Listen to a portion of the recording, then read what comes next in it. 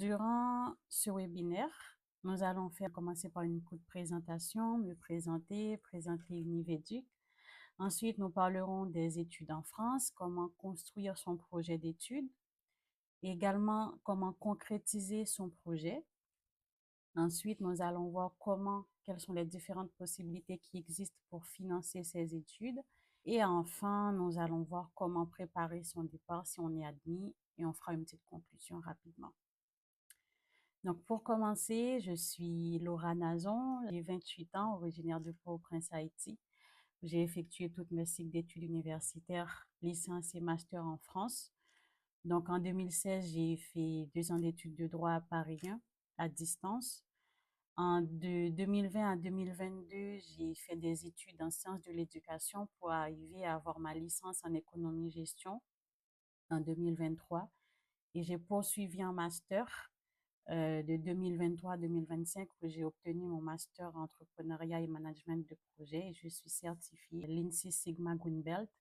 L'objectif de ce webinaire, c'est de vous faire gagner du temps en vous apportant des informations vérifiées et ancrées dans la réalité. Univeduc a été créé en 2022, Universal Education, qui a pour mission de rendre l'éducation accessible à tous, partout et à tout moment. On peut voir aujourd'hui qu'il y a une montée de la technologie. Avec Internet, un téléphone, on peut communiquer à des personnes à l'autre bout du monde. Donc, c'est la même chose avec la formation. Aujourd'hui, on peut se déplacer pour aller dans un pays pour étudier, pour obtenir son diplôme. Et il est possible également d'avoir ce même diplôme tout en restant à la maison, chez soi, n'importe où. Il suffit d'avoir une bonne connexion Internet, un ordinateur. Donc, notre objectif est de démocratiser la formation tout en offrant à chacun la possibilité de se former selon son rythme et ses besoins, bien sûr, et quel que soit son lieu de résidence.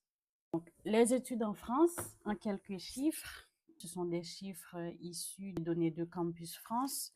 Il y a 88% d'étudiants français et 12% d'étudiants étrangers.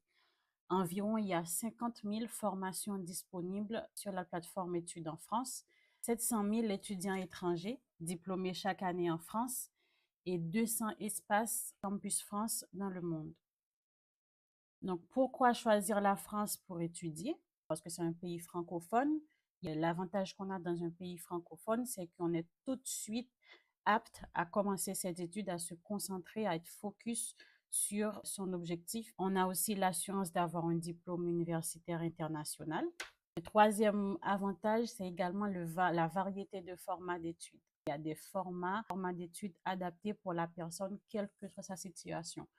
À distance, tu peux faire un VAE, un VAPP, tu peux étudier en alternance. À la fin, quel que soit le format que la personne a choisi, elle aura le même diplôme qui sera délivré par le ministère de l'Éducation nationale. En fait, l'objectif derrière, c'est qu'il n'y a pas d'excuse pour ne pas étudier. Le dernier point, c'est la possibilité, quand on va étudier sur place, c'est de faire des échanges universitaires dans un autre pays européen. Par exemple, tu peux commencer ta première année universitaire en France et durant ta deuxième année, tu te dis, je vais faire un semestre ou bien ma deuxième année en Allemagne ou bien en Espagne. Donc, il y a la possibilité de faire ces différents échanges universitaires. Le programme Erasmus qui donne cette possibilité d'échange universitaire entre les étudiants. Comment construire son projet d'études? Dans cette étape, il est vivement recommandé de se faire accompagner par une personne expérimentée, car cette étape est très cruciale et importante, déterminante pour la suite. Tout d'abord, il faut déterminer le type d'études souhaitées. Donc, il y a la formation professionnalisante, c'est-à-dire, on dit BUT, BTS, CAP. En fait, c'est des formations, des programmes de 6 mois, 3 ans. Lorsqu'on a terminé, on est tout de suite employable sur le marché du travail. Ensuite, on a les études universitaires classiques, système LMD, c'est-à-dire licence. On doit faire une licence en 3 ans, master en 2 ans et poursuivre un doctorat en 3 ans en moyenne. Mais parfois, ça dépend de la complexité du sujet. Un doctorat peut aller jusqu'à 5 ans, 6 ans, 10 ans. Mais dès qu'on arrive en master, on est tout de suite opérationnel pour sur le marché du travail. Et après, on a les écoles de commerce, les écoles d'ingénieurs et polytechniques qui existent aussi. Ce sont des écoles bien spécifiques dont le coût est plus élevé aussi. Là, on va analyser son parcours et son dossier scolaire. J'attire votre attention, il faut faire la différence entre ce qu'on veut étudier et ce que notre dossier scolaire nous permet de faire. Pourquoi je dis ça? Ton dossier scolaire, les notes, doivent être en adéquation, cohérent avec le programme choisi. Troisièmement, il faut choisir entre une école publique ou privée. En fait, ce point, c'est une question de coût parce que une école publique est moins chère qu'une école privée. Donc, cette décision reste un choix personnel. Il faut juste se renseigner sur les différences entre une école publique et privée et ensuite faire son choix.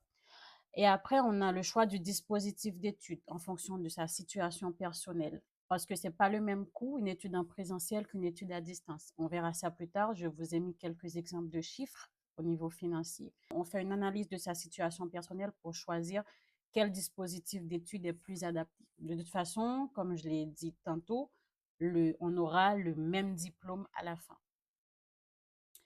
Et ensuite, se renseigner sur les démarches administratives. Une fois qu'on a choisi son dispositif d'étude, se renseigner qu'est-ce qu'il faut faire, les dates d'inscription, les délais, quels papiers il faut fournir, etc. Pour l'année prochaine, les informations sont disponibles sur le site Campus France. Ensuite, une fois qu'on a choisi son université, on a choisi sa filière, on connaît les dates, il faut maintenant bien préparer ses documents. Les documents comme la lettre de motivation, le CV. Il y a un format bien spécifique, des mots bien spécifiques, une structure bien précise attendue des CV et des lettres de motivation. Donc ça, il faut faire des recherches ou bien demander à une personne expérimentée de se faire accompagner sur ce point.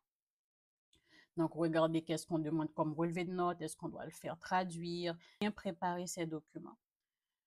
Ensuite, il faut se renseigner sur les coûts de la ville choisie pour ses études. Donc, se renseigner sur les frais de scolarité, le logement, le prix du logement, les transports. Par exemple, ce n'est pas la même chose si on va étudier Paris, la capitale, que si on va étudier dans une autre ville, que ce soit à Limoges ou à Rennes ou à Lyon ou à Amiens, par exemple. En fonction de la ville, les coûts peuvent varier. Et une fois qu'on s'est renseigné, on va commencer à postuler dans les écoles et les universités choisies. On va établir son budget prévisionnel. Donc, si on choisit d'étudier à distance, il y a un budget bien spécifique. Si on choisit d'étudier en présentiel en France, il y a un budget à prévoir. Ce n'est pas le même coût, mais quand même, il faut prévoir ce budget. Donc, dans le prochain slide, je vais vous montrer des exemples de budget, de coûts qu'on peut avoir, de budget moyen. Oui, prévoir les dépenses et comment on va financer ces dépenses. Est-ce qu'on va prendre dans ses fonds personnels? Est-ce qu'on va chercher des bourses, etc. Le dernier point, il faut bien préparer ses entretiens. En fait, toutes les étapes durant ce processus sont importantes. Il ne faut pas négliger ou minimiser une étape. Donc, un exemple de budget prévisionnel, je précise que c'est une liste non exhaustive. C'est-à-dire, il peut y avoir des coûts que je n'ai pas mis, mais j'ai mis les principaux postes de dépenses pour une étude en présentiel, des prix moyens. Ça peut varier en fonction de la ville, en fonction de l'année. Donc, il y a le paiement CVEC CROUS à 105 € qui est obligatoire pour tout le monde, que ce soit en études en présentiel ou en distanciel.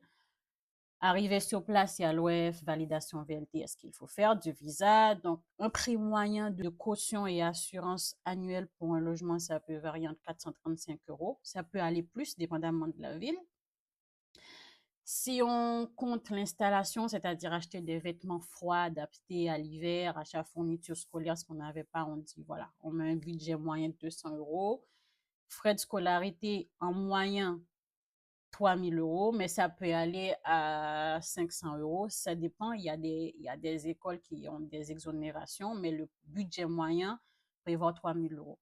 Ça peut être plus, ça peut être moins en fonction de, comme j'ai dit tout à l'heure, si on choisit école publique ou école privée. Donc, si on dit mensuellement, en fonction de la ville, 150 euros en mensuel de nourriture, transport 32 euros, logement 400 euros, internet, téléphone 10 euros ou 20 euros, argent de poche, hygiène, beauté ou ben, les sorties. L'avantage aussi, quand on est étudiant en France, il y a plein d'activités culturelles, plein de sorties qui sont gratuites ou à des prix dérisoires, soit 4 euros ou 5 euros. Donc, les sorties, ça coûte pas trop cher. Donc, ce qui nous fait un montant moyen total mensuel de 642 euros le mois. Et un montant annuel, il faut prévoir au moins 10 000 euros. Donc, c'est un budget moyen.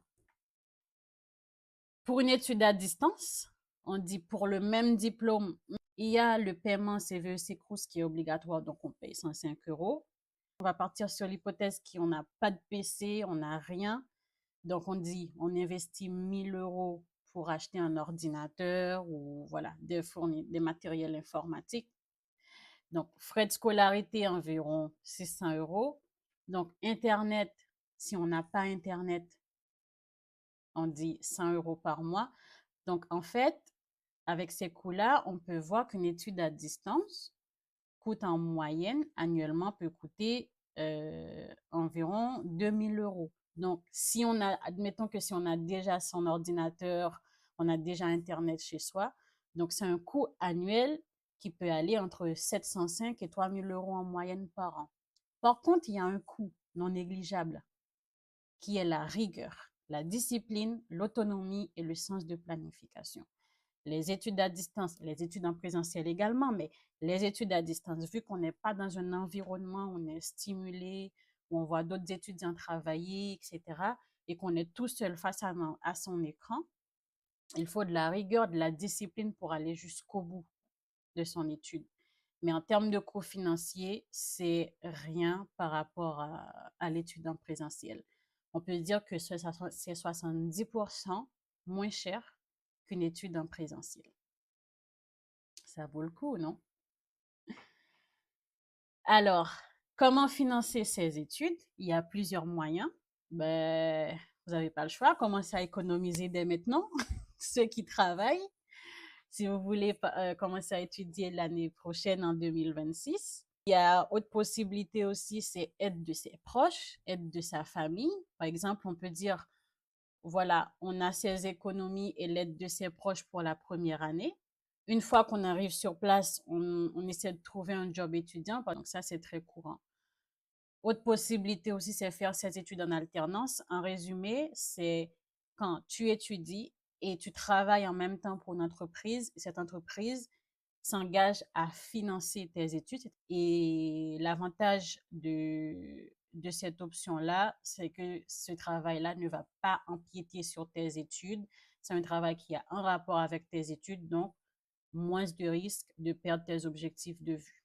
Et en dernier, on a des bourses d'études qui existent lors des échanges universitaires ou autres bourses qu'on peut trouver. Donc là, je vous conseille de faire des petites recherches parce qu'il y a des bourses d'études qui existent en fonction du gouvernement du pays qui peuvent offrir des bourses d'études. Il y a la bourse Excellence Eiffel en fonction de l'excellence de l'élève, si on a de bonnes notes en fonction de son dossier, si on a un dossier en béton. Donc, il existe plusieurs bourses d'études. Je vous conseille à faire des recherches là-dessus. Donc, pour les études en présentiel, si on est admis, félicitations. Donc, n'hésitez pas, ce sont des quelques conseils, se renseigner sur sa future ville de résidence, qu'est-ce qu'il faut faire, parce que, en fait, euh, il y a plein de démarches administratives à faire avant de partir, mais une fois arrivé sur place également, il y a plein de démarches administratives à faire. Donc, il y a des démarches administratives qui sont communes à tout le monde, mais il y a certaines démarches en fonction de la ville. Donc, n'hésitez pas à se renseigner. Recherche de logement.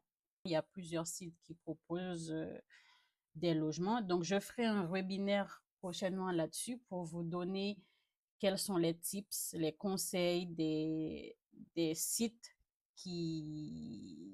sur lesquels on peut rechercher des logements. Parfois, c'est moins cher, parfois, c'est très cher, dépendamment de votre budget, dépendamment de du confort que vous souhaitez. Anticiper les démarches administratives à effectuer sur place, fixer ses objectifs et planifier son temps parce que n'oublie pas pourquoi on est parti, pourquoi on a fait toutes ces démarches.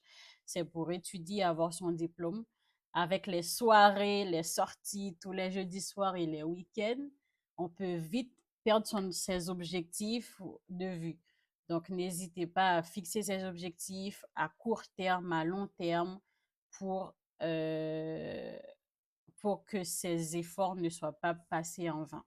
Et dernier conseil, créer du lien avant le départ. C'est-à-dire, n'hésitez pas à vous mettre en contact, à rechercher des forums d'étudiants, des personnes qui sont déjà sur place, leur demander des conseils pour comment mieux t'intégrer dans le pays une fois arrivé sur place.